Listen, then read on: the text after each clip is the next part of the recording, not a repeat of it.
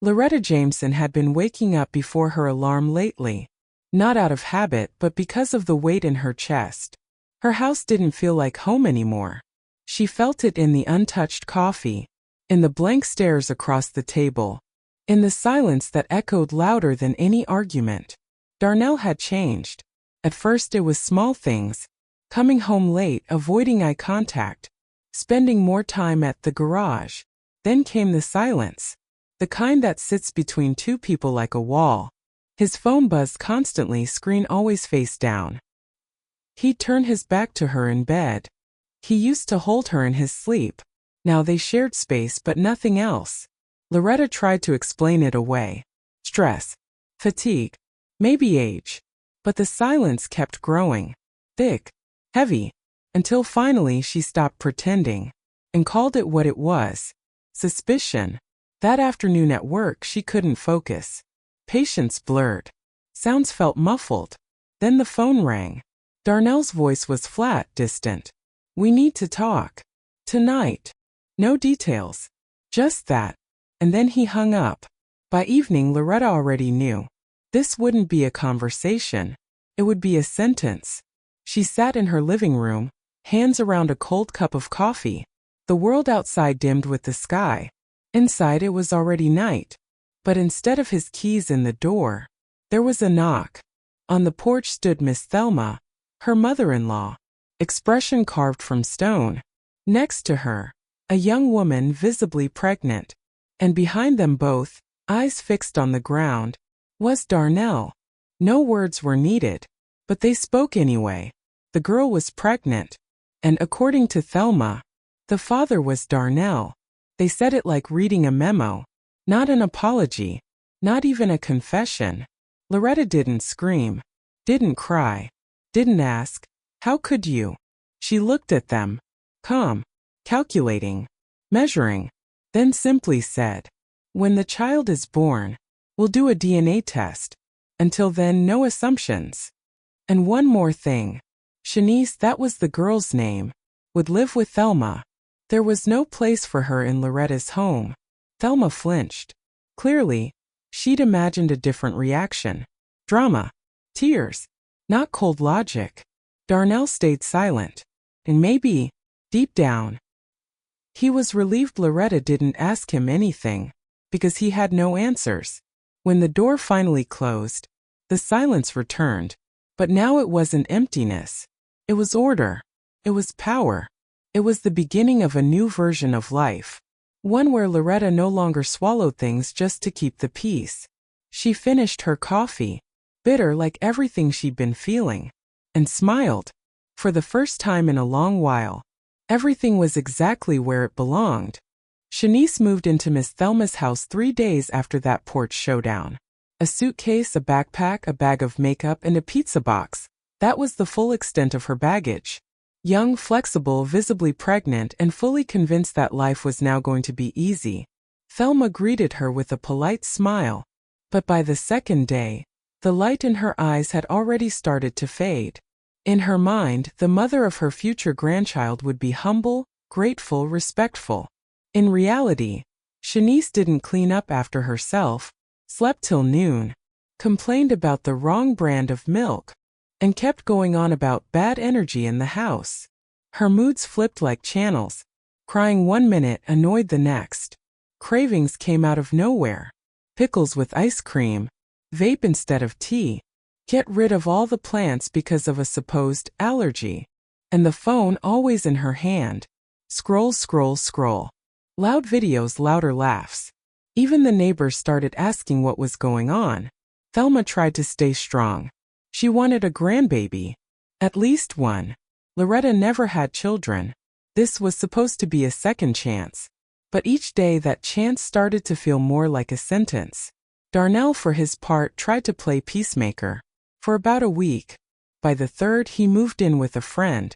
He said it was temporary, that he needed time to think. But everyone knew what it really was. He ran. Shanice noticed. Started complaining that he was abandoning her in this condition. But the moment he showed up, she turned sugar sweet, placing her hands on his stomach like it was a pillow she owned. Meanwhile, Loretta's world had gone silent, but not the kind of silence that hurts. This one healed. She woke up when she wanted, cooked only for herself, read books she'd started years ago and never finished. The rhythm of her days was finally hers. Friends started dropping by. Someone brought a pie. Another, a bottle of wine. They laughed, they shared stories, and no one asked, "Are you doing okay?" Because it was clear. She was better than okay. Every now and then she thought of Darnell. Not with pain. More like remembering a piece of jewelry that stopped matching long ago. She didn't want revenge. She didn't want him back. It was just better without someone who made her feel like a guest in her own life. Back at Thelma's, things were falling apart. Shanice acted like royalty on vacation. Forgot she was in someone else's home. The loud reality shows at night. The demands to move furniture. The comments about everything being old-fashioned. It was all adding up into one long boiling nerve. And just when Thelma was about to snap, over yet another complaint about the wrong kind of pillow, it happened. Her water broke. Early. An ambulance took Shanice to the hospital. Thelma didn't go with her. She just sat on the couch, staring at the ceiling like it might give her answers. Loretta found out by accident. A neighbor texted her. She read the message, put her coffee cup down on the windowsill, wiped the table clean, and thought, this story is reaching its climax. And I'm not the one standing in the center of the circus. And that suits me just fine. The baby came at night, while rain tapped against hospital windows.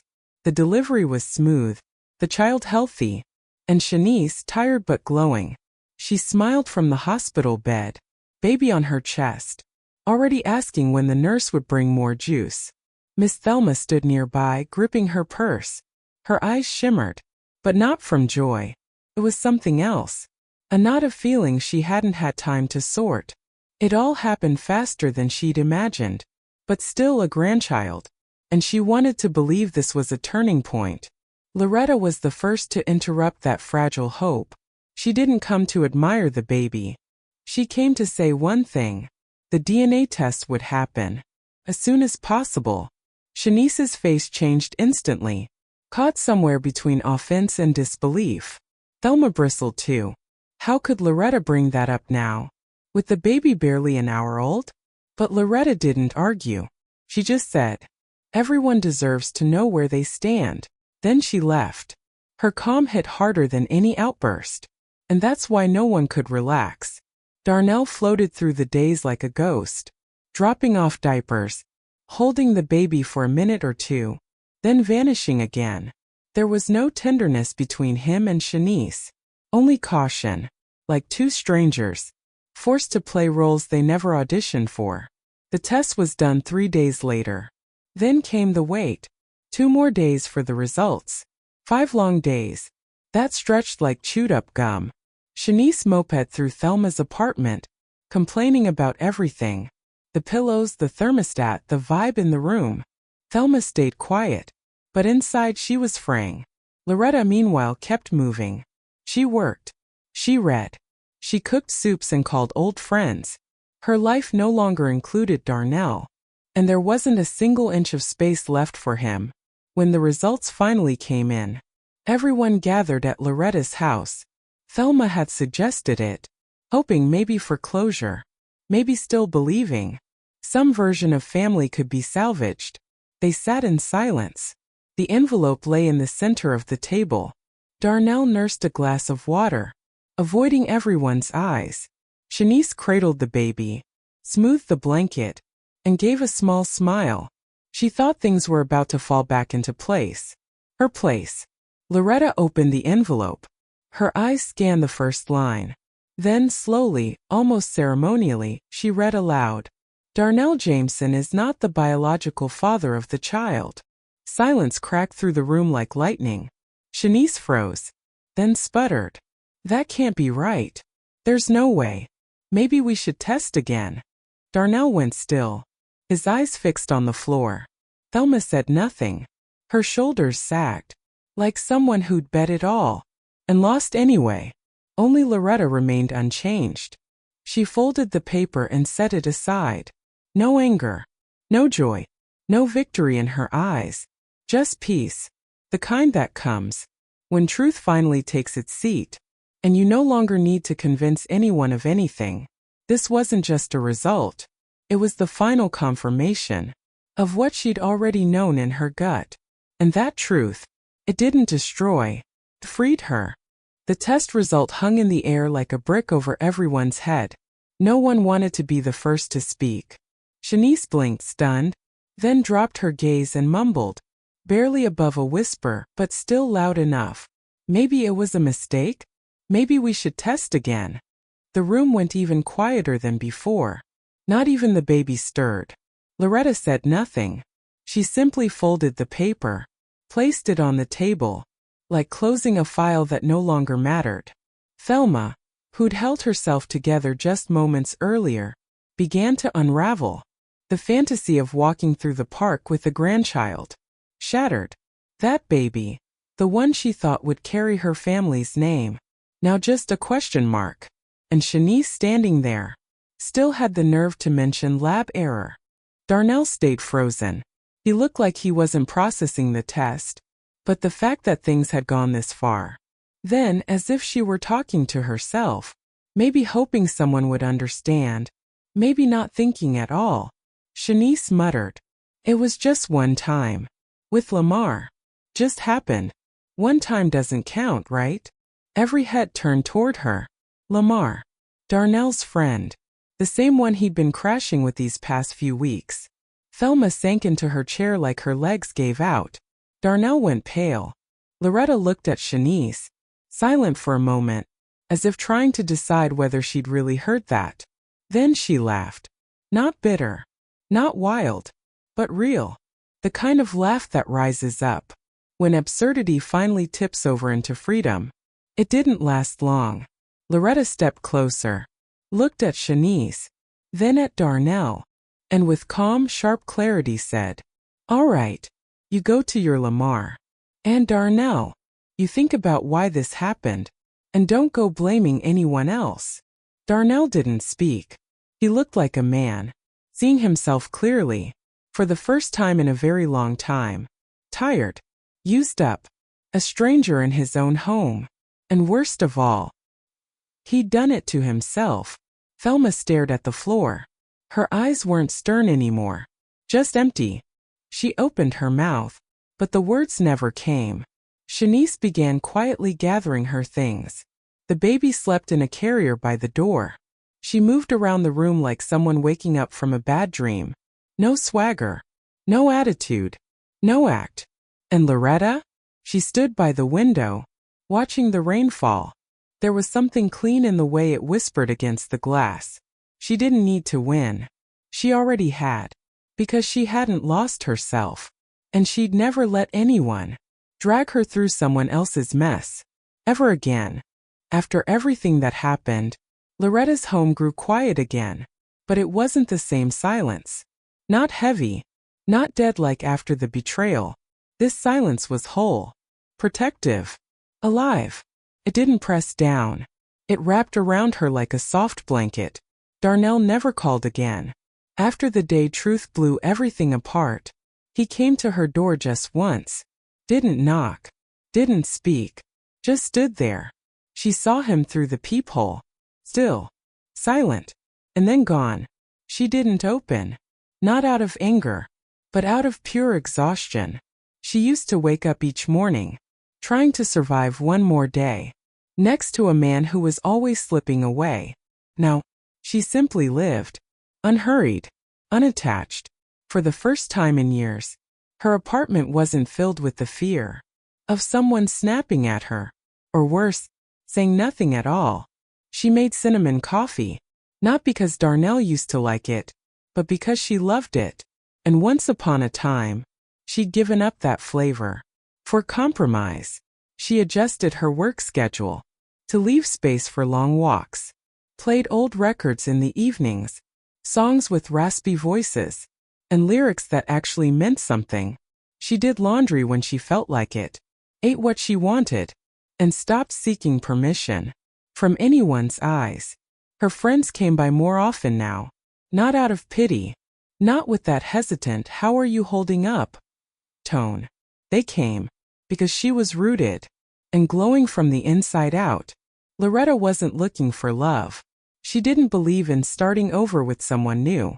She had finally started with herself. But life, as it does, has a way of sending quiet moments you never asked for. Grayson lived across the street. A retired vet. Silver-haired, fit. Always polite.